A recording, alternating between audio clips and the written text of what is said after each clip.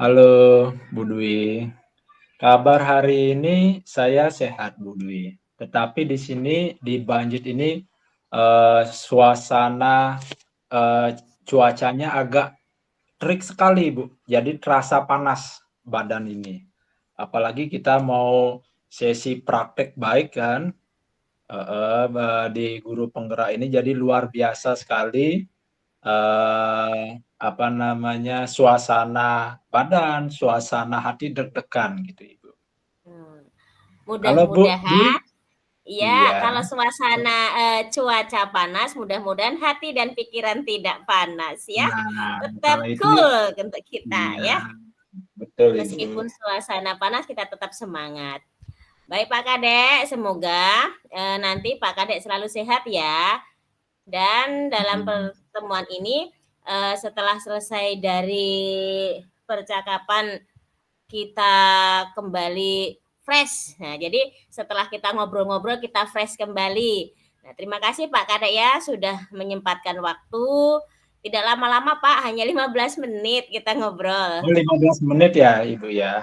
Oke, Berarti ini kita iya. berbincang-bincang santai ya Bu Dwi ya? Kita Atau ngobras bagaimana? Pak. Kita ngobras, ngobrol santai. Oh gitu. Iya. Jadi kita kita temanya sore ini ngobras ya. Siap, siap Ibu. Nah, pokoknya ingat walaupun cuaca panas, hati pikiran kita harus tetap cool. Oh, betul. Oke. Uh,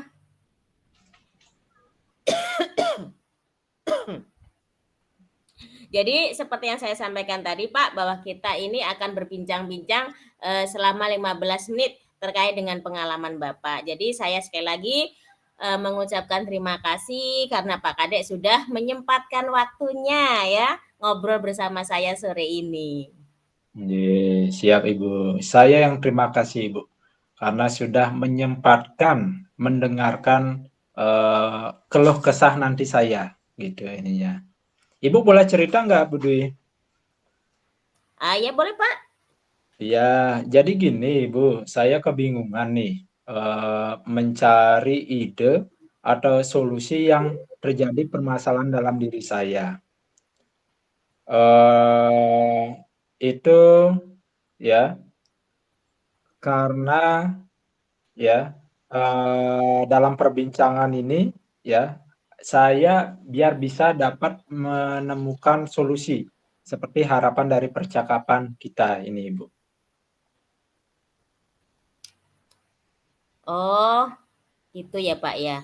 Oh, jadi gini Pak, nanti kita bisa menemukan sebuah ide ya dari permasalahan yang dihadapi oleh Pak Kadek. Kalau boleh bercerita, silahkan Bapak ceritakan lebih lebih detail lagi yang dimaksud gimana, masalahnya di mana. Iya, terima kasih Ibu Dwi atas waktunya ya. Jadi begini Ibu Dwi. Murid saya di kelas itu kan saya ini mengajar matematika di kelas 11 ya di SMK Negeri 1 Banjit.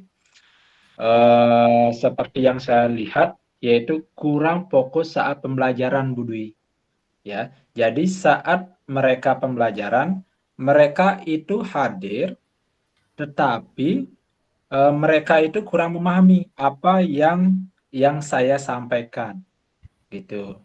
Artinya jiwanya aja yang ada di kelas, pikirannya entah kemana, itu Bu Dwi.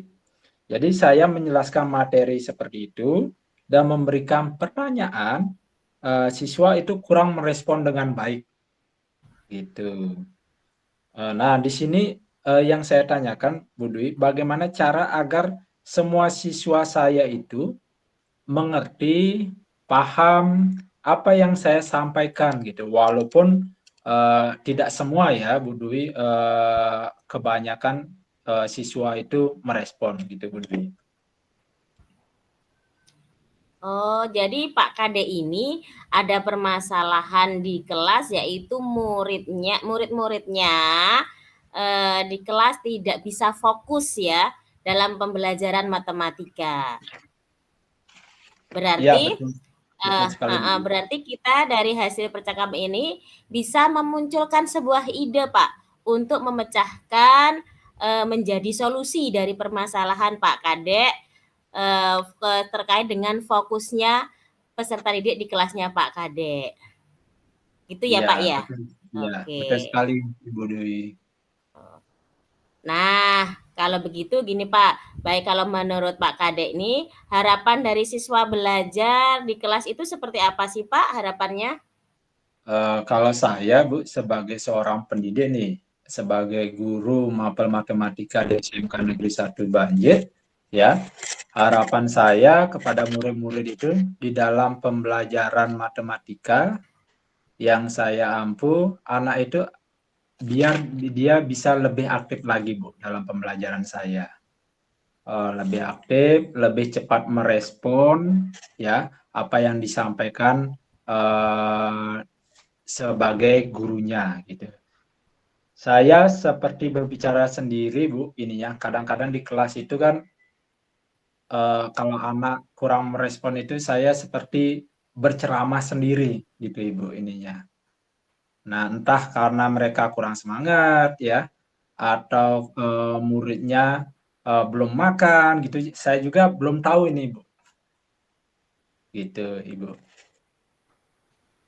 Oh, jadi Pak Kade ini seperti harapannya nantinya anak-anak itu bisa aktif dan kalau di kelas dan mau maksudnya gini, harapannya Pak Kade itu semuanya anak itu aktif ya kan, terus Iya, mau betul. merespon, nah merespon ya kan, merespon kondisi idealnya seperti apa. Jadi setelah semua merespon, semua aktif, jadi kondisi ideal yang Pak Kade harapkan itu di kelas seperti apa? Iya. Kalau kondisi idealnya, Ibu, ya, kelas itu hidup gitu ininya. Ya, hidup terus lebih aktif ya dalam merespon pembelajaran, cepat menangkap materi. Jadi jika ada pertanyaan, mereka langsung bisa menyampaikan pendapat tanpa ada rasa malu, ya, rasa takut maupun terpaksa gitu Ibu Dwi. Oke, dari yang disampaikan Pak Kadek, indikator aktifnya mau bertanya ya Pak ya, mau Iya, betul. berdiskusi dengan setiap dan dengan sikap yang percaya diri, gitu ya Pak Kadek ya. Iya, Ibu. Nah, menurut Pak Kadek bagaimana menciptakan siswa yang aktif? Kalau saya menciptakan siswa yang aktif itu saya pertama melakukan observasi, Bu.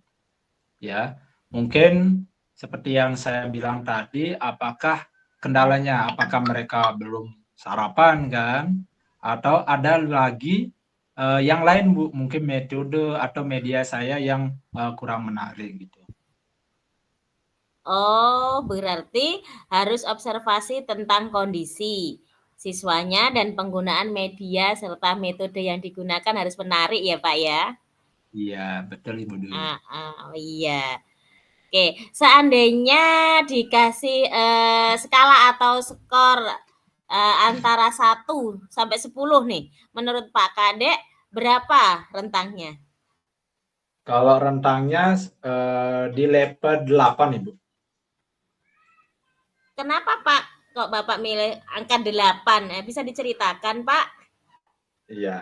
Jadi kondisi ideal memang kita sebagai guru kan kalau bisa 10 gitu ya Bu ya.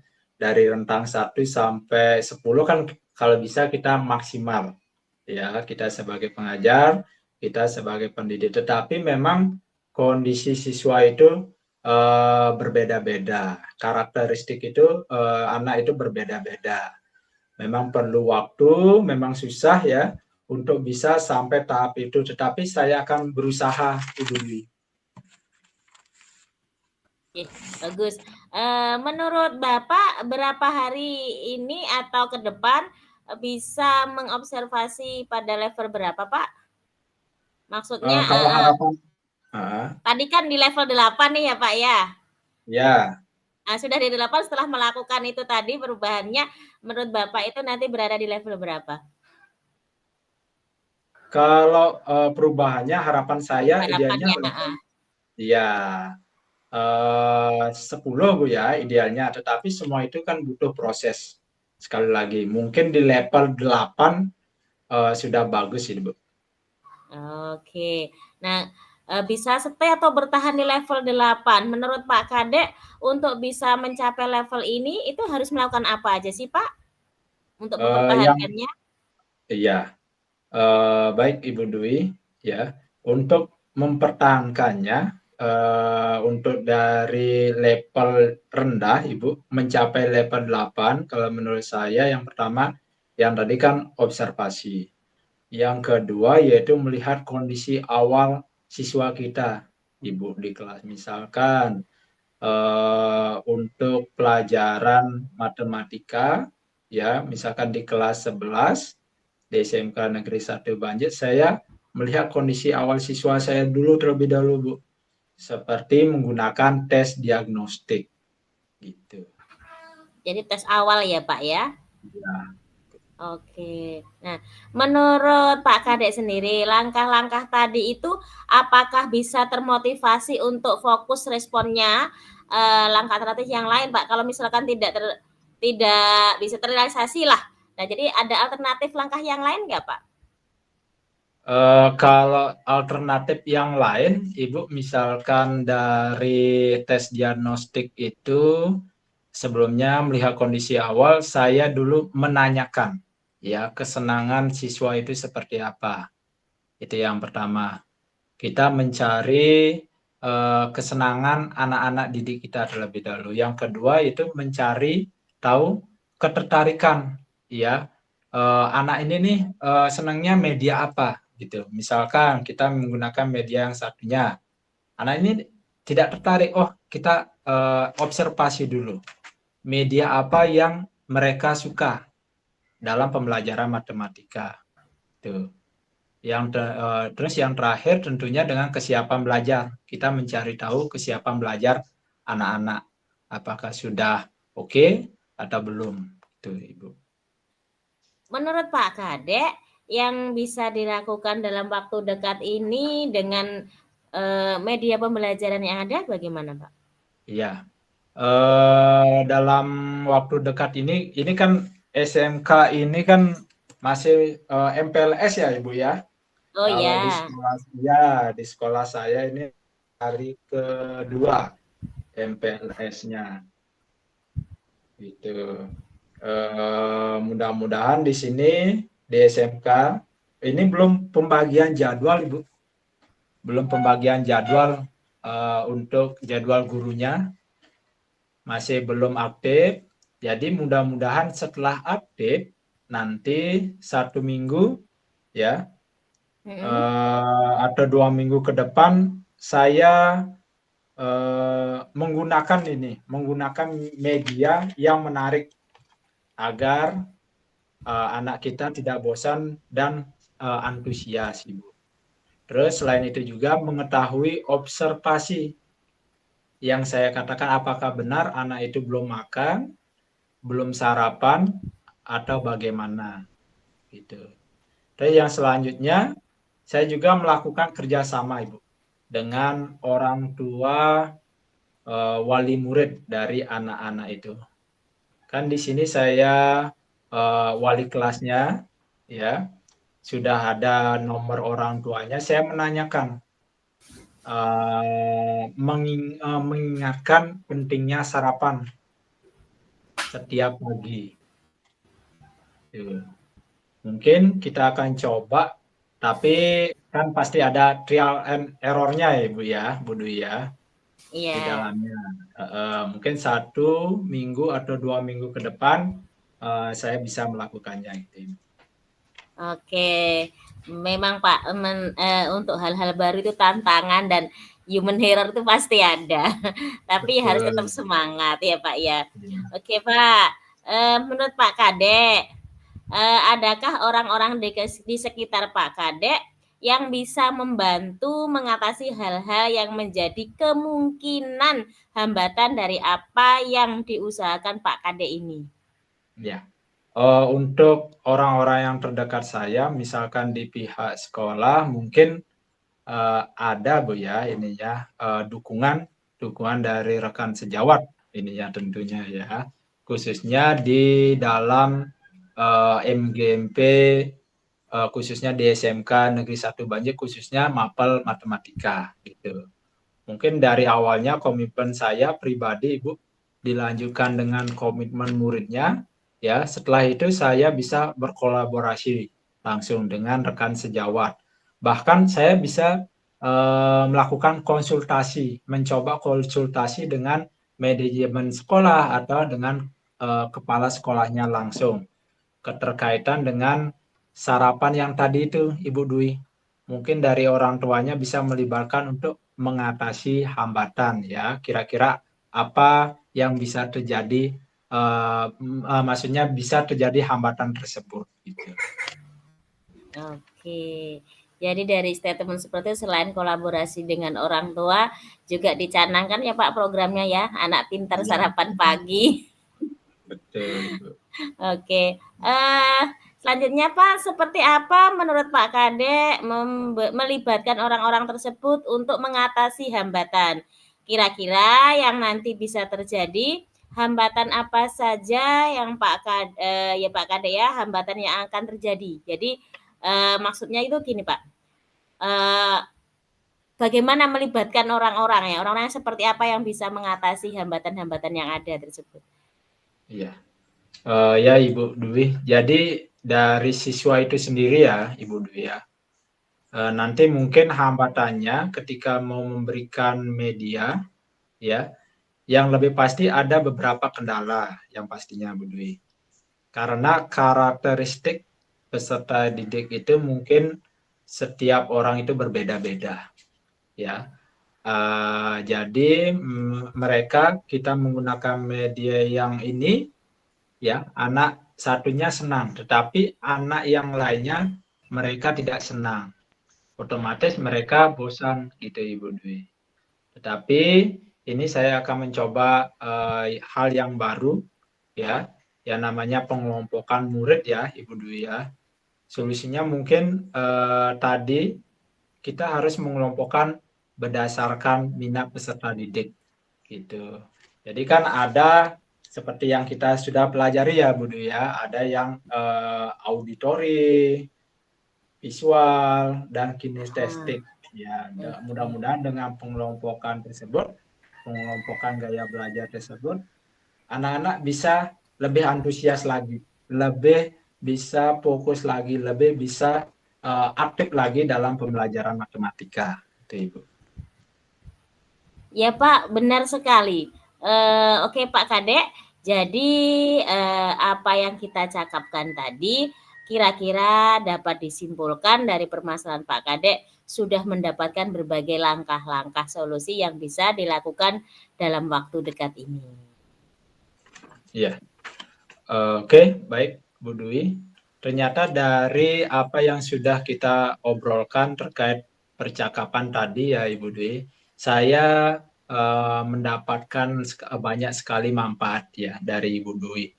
Mulai dari solusi dan ide serta langkah-langkah yang saya akan lakukan Ibu terkait anak-anak kita yang memang ininya tidak aktif ya, ketidakfokusan di dalam kelas ya. Kita harus koordinasi tentunya, konsultasi ataupun bekerja sama dengan rekan kerja atau guru sejawat gitu.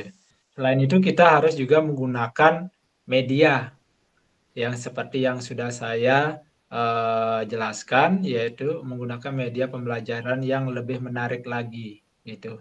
Jangan menggunakan media pembelajaran hanya satu saja yang menonton saja gitu. Sehingga mereka dalam pembelajaran matematika itu tidak bosan. Gitu Bu Dwi. Oke, jadi itu bisa dipraktekkan ya Pak Kadek ya. Dari nanti Pak Kadek mempunyai target semangat ya Pak ya, atau Ya. 2 minggu ini. Dalam 2 minggu ini targetannya semoga bisa terrealisasi. Semoga nanti kita punya kesempatan lagi ya Pak Kadek ya. Saya ingin mendengar nih cerita keberhasilan dari Pak Kadek setelah kita bersama-sama untuk mencari langkah-langkah yang bisa mengatasi permasalahan dari Pak Kadek. Salah satunya bagaimana bekerja sama dengan pihak lain, kemudian mengevaluasi ya Pak, bagaimana meningkatkan performa dan dengan menggunakan media pembelajaran yang lebih variatif ya, yang lebih menarik. Jadi tidak hanya satu media yang digunakan, sehingga hal ini bisa meningkatkan yang jelas meningkatkan keaktifan, kefokusan dari peserta didik kita. Terima kasih Ibu. Ide solusi yang diberikan oleh Ibu Dwi Sugiarnik luar biasa sekali Ibu. Sama-sama, saya juga senang bisa ngobrol sama Pak Kadek sore ini. Ya. Oke.